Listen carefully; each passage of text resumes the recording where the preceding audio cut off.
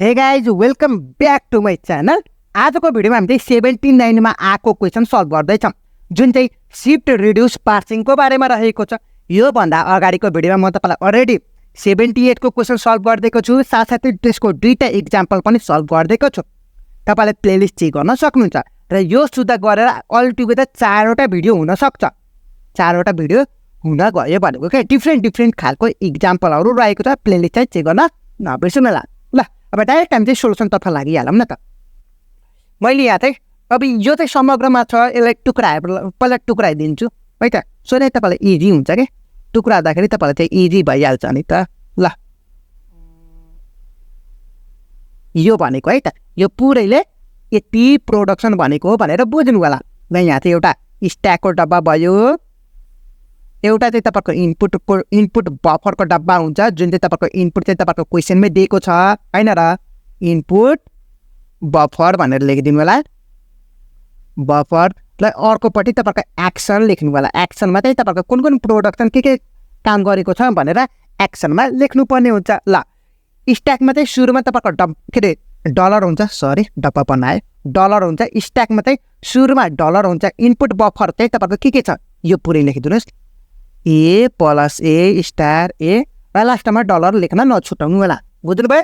अब के गर्छ, इनपुट बफरको जति पनि लेटर छ पालै स्ट्याकमा गएर राख्ने काम गर्छौँ। सुरुमा यो सुरुमा चाहिँ यो ओपनिङ ब्राकेट सिफ्ट गर्छौँ, ए सिफ्ट गर्छौँ, त्यस्तै वेमा अरू पनि गर्दै जान्छ। हेर्दै गर्नुहोस् है त। सो सुरुमा हामीलाई यो ओपनिङ ब्राकेटलाई स्ट्याकमा राख्नु पर्यो। सो यहाँ चाहिँ मैले के गरिदिन्छु, सिफ्ट ओपनिङ ब्राकेट गरिदिएको छु, डलर। यहाँ चाहिँ ओपनिङ ब्राकेट, अरू के बाँकी रह्यो त ओपनिङ ब्राकेट बाहेक के बाँकी रह्यो त यहाँ इनपुट बफरमा लेख्नु होला। त्यसपछि अब ए को पालो रहेको छ नि त। ल ए गरिदिए, रिमेनिङ के छ यहाँ चाहिँ इनपुट बफरमा लेखिदिनु होला। र यहाँ चाहिँ के गर्ने, सिफ्ट ए गरेको छु भनेर। ल अब हेर्नु त, यो ए को ठाउँमा हामीले चाहिँ 3 प्रोडक्सन छ, यो प्रोडक्सन छ। सो यो ए को ठाउँमा हामीले यस लेख्न मिल्छ, अभियसली मिल्छ। सो रिड्युस बाई ए, यस इम्प्लाइज ए छ। अब डलर ओपनिङ ब्राकेट यसको ठाउँमा सरी ए को ठाउँमा अब यस हुन गयो। अब यता जस्ताको तस्तै ल डलर। अब प्लस चाहिँ यतापट्टि सार्ने, जुन चाहिँ सिफ्ट प्लस गरिदिएको छु। सो हेर्नुहोस् है त, प्लस भयो। अब के रिमेनिङ भयो यतातिर लेखिदिने इनपुट बफरमा। फेरि पनि सिफ्ट, अब ए को पालो रहेको छ। ल ए भयो। अब के इनपुट रिमेनिङ भयो त इनपुट बफरमा लेखिदिनुहोस्। अब यहाँ ए छ, ए भनेपछि सेम एज इट इज नै भयो यो प्रोडक्सन अनुसार। सो रिड्युस, अब अर्को स्टेपमा के गर्छौँ भन्दाखेरि यो ए को ठाउँमा के लेख्छौँ, यस लेखिदिन्छौँ। अरू यता जस्ताको तस्तै भयो। बुझ्नुभयो? ल अब यहाँ यस प्लस यस छ हो, यहाँ चाहिँ स्टार छ। यस प्लस यस भन्ने पनि प्रोडक्सन रहेको छ नि त यहाँ हामीसँग होइन र। हेर्नुहोस् है त। सो तपाईँहरूको चाहिँ यता रिड्युस बाई यस इम्प्लाइज यस प्लस यस पनि गर्न सक्नुहुन्छ। अर तपाईँहरूले यहाँ चाहिँ सिफ्ट स्टार पनि गर्न मिल्छ। यो स्टारलाई यता पनि लान मिल्छ कि त तपाईँको यो पहिला काम गर्नु, तपाईँले जुनसुकै गर्न मिल्छ, नो प्रब्लम। तर मैले के गर्छु भन्दाखेरि यस प्लस यसको ठाउँमा यो प्रोडक्सनको यस प्लस यसको ठाउँमा मैले यस लेखिदिन्छु। बुझ्नुभयो? ल यस भयो। ल अब बल्ल यो स्टारलाई यतातिर सारिदिन्छु, जुन चाहिँ यहाँ चाहिँ सिफ्ट स्टार भयो, डलर भयो ए।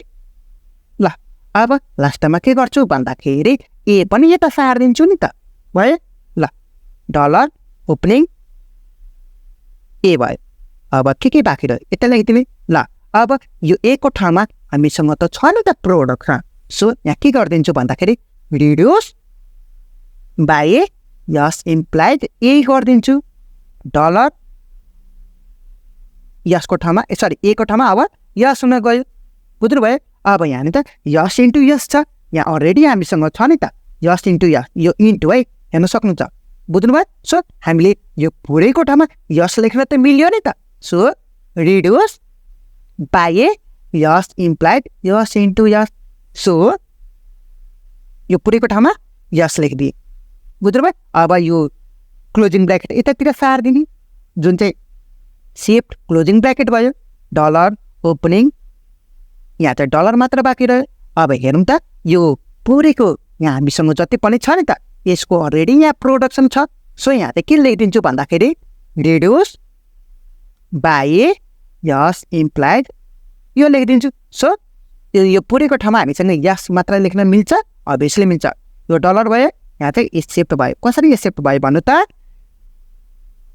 स्टार्टिङ कुन मात्र छ यसबाट छ, यस पनि छ, डलर छ, इनपुट बफरमा के छ डलर छ।